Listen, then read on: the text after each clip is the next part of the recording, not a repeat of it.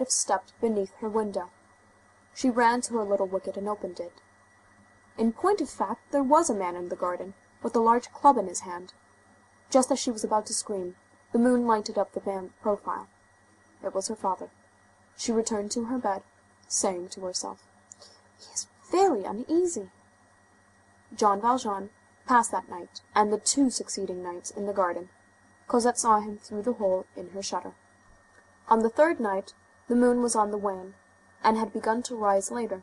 At 1 o'clock in the morning, possibly, she had heard a loud burst of laughter, and her father's voice calling her, "Cosette!"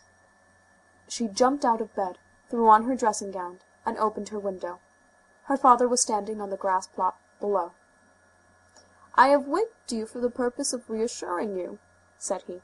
"Look, there is your shadow with the round hat." And he pointed out to her on the turf a shadow cast by the moon, and which did indeed bear a considerable resemblance to the spectre of a man wearing a round hat.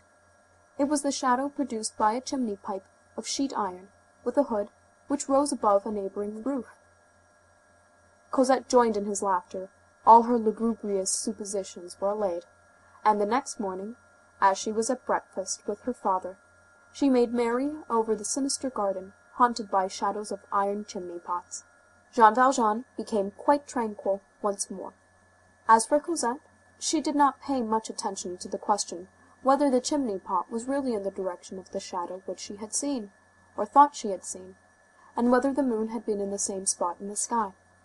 She did not question herself as to the peculiarity of a chimney-pot which is afraid of being caught in the act, and which retires when someone looks at its shadow, for the shadow had taken alarm when Cosette had turned round, and Cosette had thought herself very sure of this.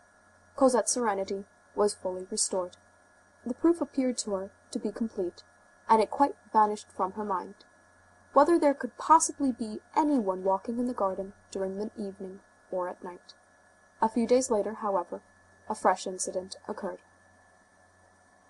End of chapter.